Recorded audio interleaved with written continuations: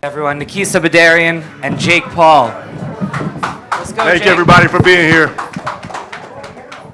First of all, thank you to the Honda Center for having us. Proud to say in over 60 events at this venue, we broke the record with a gate of 1.57 million with an average ticket price of $159.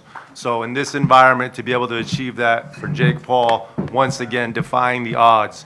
Ryan Garcia headlined here, Canelo headlined here, Nate Diaz and Jorge Masvidal headlined here, and he set the record. Also want to thank DAZN for their partnership. It's always great to work with them, and I think we had a very successful night in pay-per-view.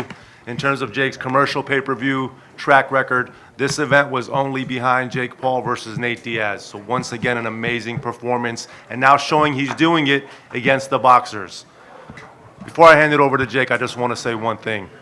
He fought a 39-year-old Julio Caesar Chavez Jr., and Zurdo Ramirez fought a 39-year-old opponent. Jake Paul thoroughly outclassed his opponent. Zurdo did not in his, 50th fight, or whatever the number of fights are that Zurdo has had.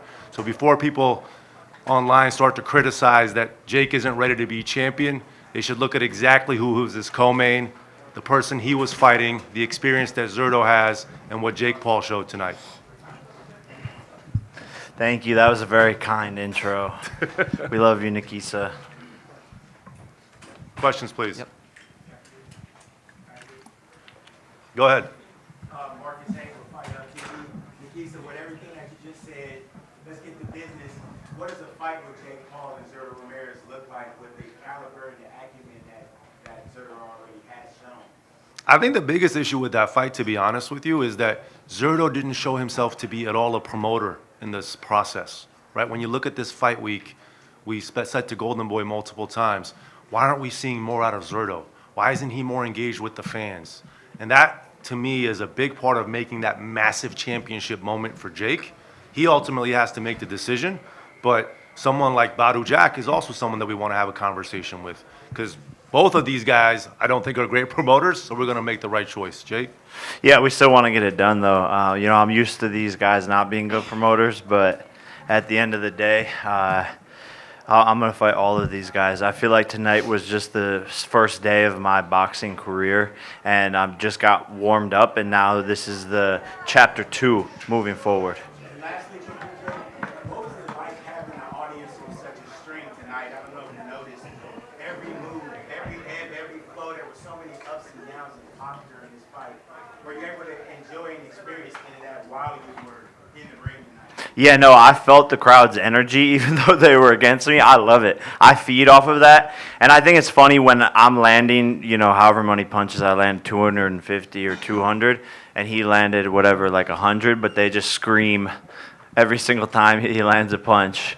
But at the end, they were quiet. So that's how it goes always. But that shows you the mental toughness of Jake Paul, to your question, right? For this young man to consistently go in, not in Puerto Rico, they love him in Puerto Rico, but to consistently go in around the U.S. and be treated like the underdog in that arena and not being supported the right way, and for him to persevere and to be cool, calm, collected, and composed and deliver is pretty amazing. Hey, Jake, right over here to your right. Andreas L. from ESPN. Listen, the last time you fought a fighter that had a lot of pressure towards you was Tommy Fury. You looked a lot different tonight. And people still go back to that fight and say, well, he couldn't beat Tommy Fury. Talk about how much different you are of a fighter now as opposed to when you fought Tommy. I don't even think I was a fighter then. I was like 2.5 years into the sport. And I didn't really know what I was doing. I didn't have the proper team around me, the proper conditioning. My lifestyle outside of the ring was still that of like a YouTuber, celebrity actor, whatever I was at that point in time. So I wasn't fully focused on boxing. Like I said, feels like chapter 1's done tonight. Now we're moving into chapter 2, and I'm just getting warmed up in the sport. But people hold the Tommy Fury thing against me, but what now? I just beat a former world champion, and I'm coming to avenge that loss as well with Tommy. Now, I know you're after a world title, but if that doesn't materialize, I know the Tommy Fury name has been floated about. Is there any other fighters who may not be world champions that you're looking to face? Yeah, I mean, Anthony Joshua. I think that's the main one that we've talked a lot about is if it's not for the title, it's looking at Tommy, if he's reasonable, and then Anthony Joshua. And he's adamant that he wants to make that fight happen at the end of 2026. and we're going to meet with Matchroom while we're in New York to promote the greatest trilogy in the history of boxing, Taylor Let's go. Serrano 3.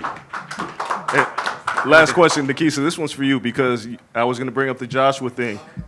I know you've talked to Eddie Hearn in the past. Do you think they're keen on taking that fight? And Jake, this is also to you. Moving back up to heavyweight, like how did you feel coming back down and moving back up? No, I'm definitely not a heavyweight, but I'm still going to take the challenge. But, you know, you look at Deontay Wilder, he was beating these guys weighing 215 pounds. So anything is granted, he's like 6'6" or something, but anything's possible. And so I like the challenge. People, that's the criticism. Fight someone in their prime who's a beast. I think people just want to see me lose. That's really what the message is behind it all. And Anthony Joshua is an insane fight, but I want that challenge. We've been DMing back and forth. He wants to make it happen. He called me up, and it's looking very likely for next year.